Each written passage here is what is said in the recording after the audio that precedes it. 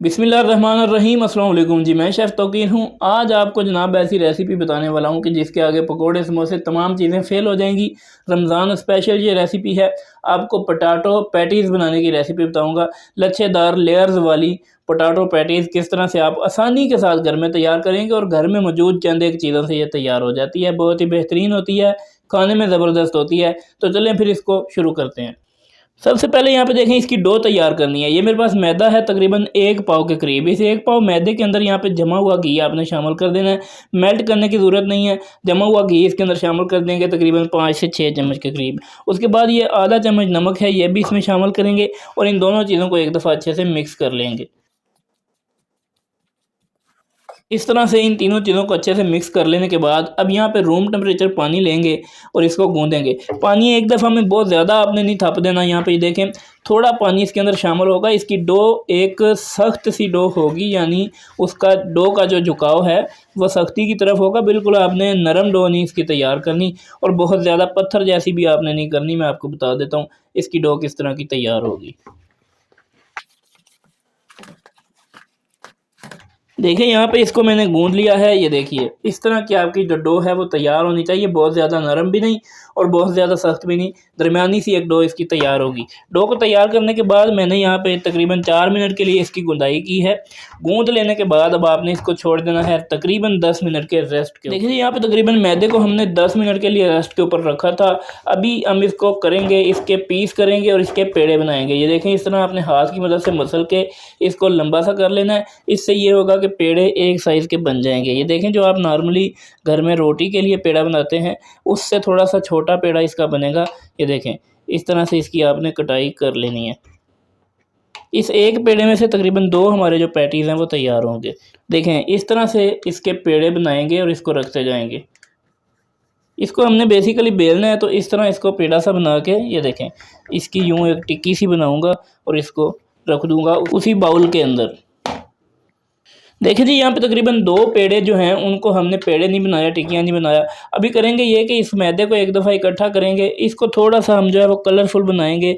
जो कमर्शली इस पैटीज़ को तैयार किया जाता है बेहतरीन किस्म से, एक कलरफुल लेयर इसके अंदर आएगी, वो इस तरीके से आएगी। यहाँ पे देखें मैंने लाल फूड कलर का इस्तेमाल किया है।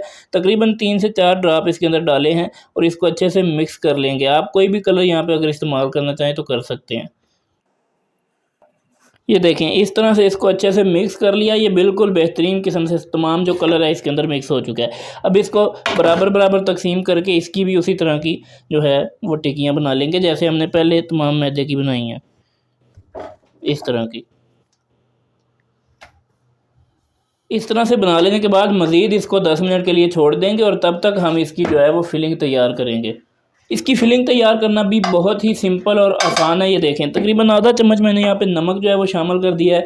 छोटे साइज़ का आधा प्याज यहाँ पे बारीक चॉप कर लिया था वो इसके अंदर शामिल कर दिया है। इसकी अब यहाँ पे थोड़ी सी बुनाई करेंगे, उसके बाद इसमें मसाले शामिल करेंगे। प्याज को ब्राउन नहीं करेंगे, सिर्फ इसका कच्चापन जो है वो ख़त्म करेंगे और उसके बाद इसमें थोड़ा सा जो है काटा हुआ फ्रेश सब्ज़ धनिया और एक इसके अंदर सब्ज़ मिर्च मैंने शामिल की थी, वो भी बारीक काट के इसमें शामिल कर दिया। अब इसमें जो मसाले जाएंगे वो भी आप देख लें। यहाँ पे ये कसूरी मेथी है थोड़ी सी, ये थोड़ा सा ज़ीरा है तकरीबन 2 से 3 चुटके के करीब, आधा चम्मच नमक है, आधा चम्मच लाल मिर्च है, थोड़ी सी हल्दी है। इसके अंदर मज़ीद और कोई मसाला शामिल नहीं करेंगे, यही मसाले इसके अंदर जाते हैं। देखें इन मसालों को शामिल कर लेने के बाद आपने तकरीबन 2 से 3 चम्मच के करीब इसमें पानी जो है वो शामिल करना है, ताकि जो मसाले हैं हमारे ये अच्छे से यहाँ पे सीख सकें, भुन सकें। इन मसालों की भुनाई करेंगे, उसके बाद इसमें बाकी का प्रोसेस करेंगे। देखिए मसाले पक चुके हैं, पानी खुश्क हो चुका है। अब इसके अंदर जो है वो आलू शामिल करेंगे। 2 आलू थे मेरे पास मीडियम साइज़ के, जिनको उबाल के मैंने रखा हुआ है और मैश कर लिया था। ये आलू इसके अंदर शामिल करेंगे। उसके बाद इसमें एक और चीज़ जो है वो यहाँ पे शामिल होगी। ये 1 चम्मच मेरे पास कॉर्नफ्लोर है, ये भी इसके अंदर इसलिए शामिल करेंगे ताकि जो हमारी फिलिंग है वो इस पैटीज़ के अंदर से बाहर ना आ सके। अगर कहीं से ये पैटीज़ थोड़ा सा घी के अंदर खुल भी जाए तो इसको बस अच्छे से यहाँ पे अब मिक्स करेंगे। इसको अच्छे से मिक्स कर लिया। ये अब हमारी जो बेहतरीन किस्म की आलू की फिलिंग है, आलू पैटीज़ की, पोटैटो पैटीज़ की, उसको हमने तैयार कर लिया और इसको किसी भी प्लेट में निकाल देंगे। अब यहाँ पे आप देख सकते हैं कि हमने डो की जो टिक्कियाँ थी उनको इस तरह से बेल लिया। नॉर्मल से साइज़ में आपने इस तरह का इसको बेल लेना है।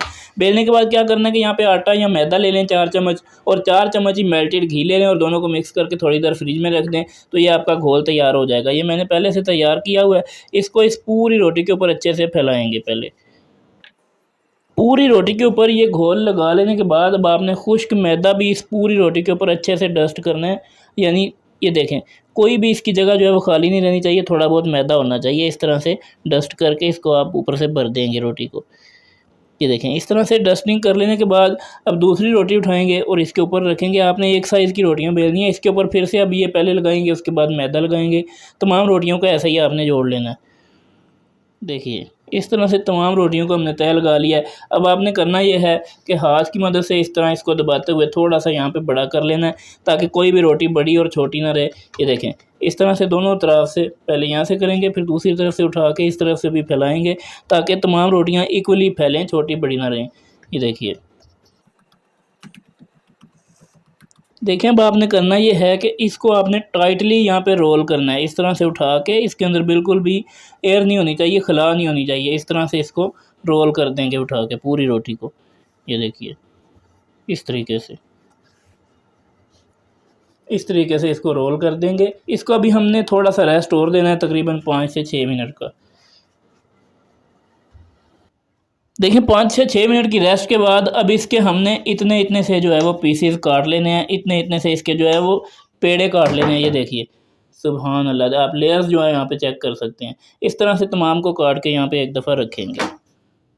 अब देखें, इस पेड़े को आपने इस तरह से उठाना है और थोड़ा सा इसको इस तरह से दबा देंगे। इस तरह से दबाने के बाद अब हमने इसको यहाँ पे थोड़ा सा बेल लेना है। खुश्का लगाएंगे टेबल के ऊपर। ये देखिए, थोड़ा सा इसके ऊपर भी लगाएंगे और इसको बिल्कुल हल्के हाथों से आपने बेलना है, बहुत ज़्यादा ज़ोर नहीं लगाना, नहीं तो ये लेयर्स इसकी ख़राब हो जाएंगी। ये देखें, इस तरीके से इसको बेलेंगे, इस तरीके से।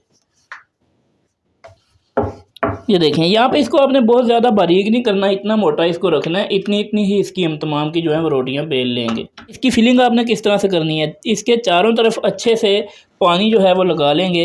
क्योंकि घर में तैयार कर रहे हैं तो अपने हिसाब से आप इसके अंदर फिलिंग डाल लें कि आप कितनी डालना चाहते हैं। यहाँ पे इसके अंदर फिलिंग रख के एक कोने से उठा के, ये देखें, इस तरह से आपने इसको बंद कर देना है साइडों से। ये देखिए, और यहाँ से उठा के इस तरह दबा के इसको साइडों से बंद करेंगे, ताकि अच्छे से ये लॉक हो जाए, घी के अंदर जाके इसके खुलने का चांस ना रहे। ये देखें, डिज़ाइन भी थोड़ा सा इसके ऊपर इस तरह से बन जाएगा और अच्छे से ये बंद भी हो जाएगा। तो इस तरीके से इसकी फिलिंग करेंगे और इसको एक दफ़ा फिलिंग करके यहाँ पे रखेंगे। देखिए, इनको आपने फ्राई किस तरह से करना है। घी को बहुत ज़्यादा गर्म नहीं करेंगे, घी बिल्कुल हल्के से फ्लेम के ऊपर होना चाहिए। अगर आप इसको बहुत ज़्यादा गर्म तेल के अंदर यहाँ पे डाल देंगे तो इसकी जो ये लेयर्स हैं ये ख़राब हो जाएंगी। अचानक से इसके ऊपर कलर आ जाएगा और ये बेसुरे से हो जाएंगे, अच्छे नहीं लगेंगे, आपकी मेहनत भी जो है वो ज़ाया हो जाएगी। तो इस तरह से ये देख सकते हैं आप कितना घी का टेम्परेचर है और कितना इसके नीचे फ्लेम मैंने रखा हुआ है। एक दफ़ा में बहुत ज़्यादा राश नहीं डाल देना, जितने इसमें आसानी से आए उतने डालेंगे इसको। ये देखें, मैंने इसके अंदर 4 अभी शामिल किए हैं, थोड़ी देर के बाद इनको पलटेंगे। देखिए जी, इस तरह से जब एक तरफ से इसको अच्छा सा गोल्डन सा कलर आएगा तो इसकी साइड को चेंज करके दूसरी तरफ से भी इसको ऐसा ही कलर दिलाना है। ये देख सकते हैं आप यहाँ पे। देखें, यहाँ पे माशाल्लाह से ये बिल्कुल अच्छे से फ्राई हो चुके हैं, बेहतरीन किस्म का इनको कलर आ गया है। तो इनको आपने कढ़ाई के अंदर से निकाल लेना है। इसी तरह से तमाम को फ्राई करना है। इसकी लेयर्स आप चेक करें माशाल्लाह। ये देखिए, बहुत ज़्यादा इसको आपने जलाना नहीं है। इस तरह से अभी इनको निकाल लेंगे बाहर। माशाल्लाह जी, बेहतरीन किस्म के हमारे जो पोटैटो पैटीज़ हैं वो यहाँ पे तैयार हो चुके हैं। आप समोसे पकौड़े की रेसिपीज़ को भूल जाएंगे जब इसको तैयार करेंगे। नहायत खस्ता ज़ायकेदार होंगे और आप इसकी लेयर्स चेक कर सकते हैं, इसी तरह से बनेंगी। और बिल्कुल ये ज़रूरत से ज़्यादा ऑयली नहीं होंगे, बहुत ज़्यादा घी इनमें नहीं भरेगा। बेहतरीन किस्म की रेसिपी है, हर लिहाज से समोसा पकौड़ों को फेल कर देने वाली। आप ये देखिए, सुभान अल्लाह। इस तरह से आप पोटैटो पैटीज़ को तैयार करें। इसको आप सर्व कर सकते हैं इस तरह के धनिए पुदीने के रायते के साथ और केचप के साथ। मज़ीद बेहतरीन वीडियोज़ के लिए चैनल को सब्सक्राइब करें, वीडियो को लाइक और शेयर ज़रूर कीजिएगा। मुलाकात होगी फिर किसी वीडियो में, तब तक के लिए अल्लाह हाफ़िज़। नासिर।